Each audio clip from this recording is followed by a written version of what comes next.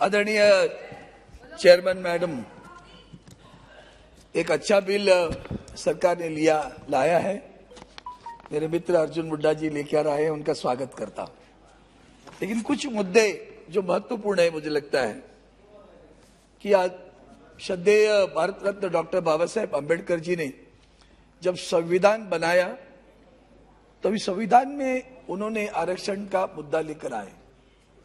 क्यों लाए? पिछड़े वर्ग, जाति से, समाज से, ऐसे पिछड़े वर्गों का उद्धार करने के लिए उन्होंने उसका प्रावधान अपने संविधान में किया।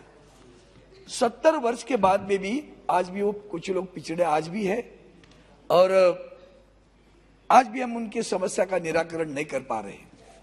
मैंने अभी थोड़ा सा मेरे मित्र अर्जुन जी से पूछा कि हम हर रोज एक एक बिल क्यों ला रहे, आज त्रिपुरा के लिए, कल उत्तर प्रदेश के लिए। मैं इस बारे में बहुत बार बोलता आया हूं कि महात्मा गांधी जी ने एक बार कहा था, स्पिरिचुअलाइज द पॉलिटिक्स। हम लोग तो पॉलिटिसाइज कर रहे हैं कास्टिसिज्म, पॉलिटिसाइज कर रहे हैं स्पिरिचुअलिज्म ऑल्सो। तो both these things are being politicize. हम राजनीतिक दृष्टिकोण से इसका निर्णय नहीं लेना चाहिए, सामाजिक दृष्टिकोण से लेना चाहिए। स्वराज्य, समता और बंधुत्व, फ्रीडम, इक्वालिटी, फ्रैटर्निटी, इस प्रिंसिपल को लेकर ये संविधान में आए, सारे प्रावधान आए। आज हम अभी महाराष्ट्र की बात करते हैं। मैं बहुत बार बोला हूं 7 बरस। अर्जुन जी, मेरी आपसे प्रार्थना है, आप मेरे मित्र हैं, ये जो स्थिति है उसको अगर आप देखोगे, हर राज्य में जाति के नाम, उच्चारण, शब्द, अक्षर, उसमें थोड़ा थोड़ा फर्क होता है, काम वही करता है।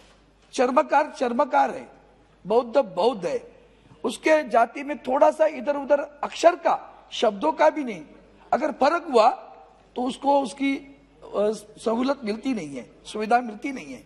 जैसे अभी महाराष्ट्र में धनगर, अभी यहां धनगढ़, अब धनगर मीन्स अंग्रेजी में कहूं तो शेफर्ड।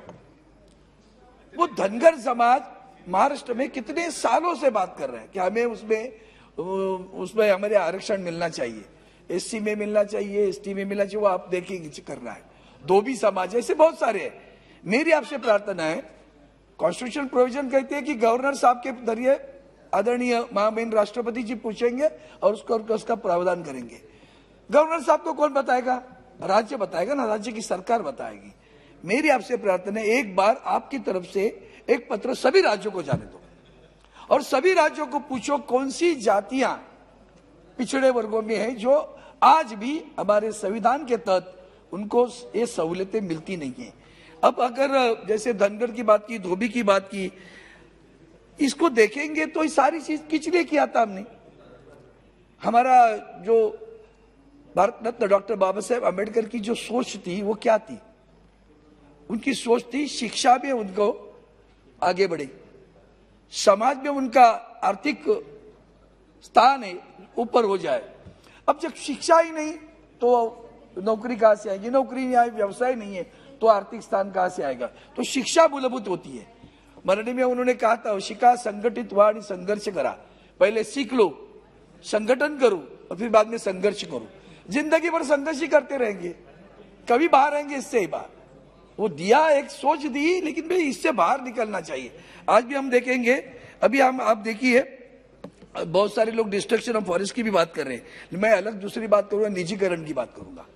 हमने जो प्राइवेटाइजेशन पॉलिसी लिया, अगर हमने, आप सोचिए क्या आरक्षण देके समाज को क्या करने वाले हो? एजुकेशन में मिल सकता है थोड़ा सा आरक्षण, अगर एजुकेशन में आरक्षण मिला, नौकरी कहां मिलेगी? सब तो निजीकरण हो गया। Where is the reservation for that? अगर गवर्नमेंट कंपनीज है तो रिजर्वेशन देंगी, बाहर कौन देता प्राइवेट में? और वही निजीकरण में भी सारा कॉन्ट्रैक्ट है, कोई परमानेंट जॉब नहीं रहा। अभी मिलेगा क्या? इतना दूर आने के बाद में भी हमारे महाराष्ट्र में मराठा समाज, बहुसंख्यक का मराठा समाज है, रास्ते पर आया हुआ है। वो एजुकेशनली और सोशली बैकवर्ड है, मेजॉरिटी है, लेकिन बिलो 5 एकर्स ऑफ लैंड वाले महाराष्ट्र मराठा समाज सबसे ज्यादा मिलेंगे आपको। परिवार बड़ा, पहले कभी था 25 एकड़ 50 एकड़, अब उसके बंटवारे हुए, 5 एकड़ से जमीन कम है, जात ऊंचर है, नौकरी में नहीं मिलता, शिक्षा में नहीं मिलता, सोशली बैकवर्ड हुए, एजुकेशनल बैकवर्ड हुए, रास्ते पर आ गए। लाखों मराठा रस्ते पर आए, ओबीसी का आरक्षण के लिए झगड़ रहे, हम नहीं करते। मेरा कहना है कि मेरी प्रार्थना है, कहना मतलब प्रार्थना है आपसे, ये झगड़े है ना, बाला साहब तो अलग विचार के थे, वो तो जाति नहीं मानते थे, उसने तो उन्होंने मंडल कमीशन को विरोध किया था। जाति की दीवार दृढ़ होगी, पक्की हुई। हम मैं और अर्जुन एक थाली में खाता था, लेकिन आज मुझे याद आता है अर्जुन के बेटे को एडमिशन मिला, मेरे को नहीं मिला, मेरे बेटे को उससे अंक ज्यादा मिले फिर भी नहीं मिला। फिर मेरे मन में तो आपके बारे में द्वेष पैदा हो रहा है। ये जो दीवारें हम खड़ी कर रहे हैं ना, उसको सोचो, अमीर और गरीब, गरीब किसी भी जात पात पंथ धर्म का हो, वो गरीब है, उसका गरीब का उद्धार करने की बात आती है। ठीक है, हम जाति न्याय कर रहे, शेड्यूल कास्ट से शेड्यूल ट्राइब कर सकते, शेड्यूल कास्ट में इनकॉर्पोरेट कर सकते, ऐसे बहुत सारे वर्ग है। तो ये अगर सोचना है तो मैं आपसे बात प्रार्थना करता हूं, एक बार राज्य को आप लिखिए, हर राज्य को लिखिए, एक बार बता तो दो। और इतना नहीं, सिर्फ जात नहीं बताओ, उनका पॉपुलेशन बताओ, उनका पिछड़ापन बताओ, ऐसे करो। और उसी पर एक बार ऐसा बिल लेके आओ कि आगे चलकर, जैसे अभी राजा 70 साल तक हम यहाँ इसी चीजों पे बातें करते रहे, कोई भी होने तो राज्य सरकार, लेकिन इससे बाहर निकलना है कि नहीं निकलना है? अगर बाहर निकलना है तो एक ही बार करो।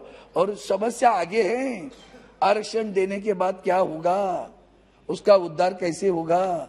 आज भी शिक्षा के लिए नदियों के पीछे, पहाड़ों में, जंगलों में स्कूल नहीं है, ना तुम्हारा डिजिटल नेट है, ना तुम्हारी ऑनलाइन है, कैसे पढ़ेंगे, कैसे बड़े होंगे? सिर्फ जाति का आरक्षण देकर राजनीति नहीं, उद्धार सही मायने में करना है तो राज्य को भी जिम्मेवार बनाओ कि भैया हम दे रहे, केंद्र की जिम्मेदारी आरक्षण देना, हमने दे दिया, अब उनको फैसिलिटेट करो, उनको पढ़ाओ। जब पढ़ेगा नहीं तो, जैसे बेटी बढ़ाओ, बेटी बचाओ, बेटी बढ़ाओ कहते, तो पढ़ाओ तो बढ़ेगा ना, पढ़ेगा तो बढ़ेगा, पढ़ेगा ही नहीं तो बढ़ेगा क्या?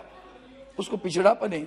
इसको लेकर आप अगर ये विषय लेंगे, स्वागत करता हूं, लेकिन मैं ये भी चाहता हूं, ये रोजाना नहीं चलना चाहिए, एक बार टुकड़ा दिखा दो। जितनी भी पिछड़े वर्ग है, पिछड़ी जातियां हैं, उनको अगर न्याय देना है तो एक बार अच्छा बिल लेकर आओ, ताकि देखो अर्जुन जी, नाम अर्जुन है, इतिहास में भी, लोकसभा के इतिहास में भी एक ऐसा अर्जुन निकला कि जिसने लक्ष्य पर बाण मारा और सभी जातियों को न्याय दिया। ऐसा भी होना चाहिए, काम आपके शुभ कार्यकाल में हो जाए, ऐसी शुभकामनाएं देता हूँ। मेरे वाणी को विराम देता हूँ। जय हिंद।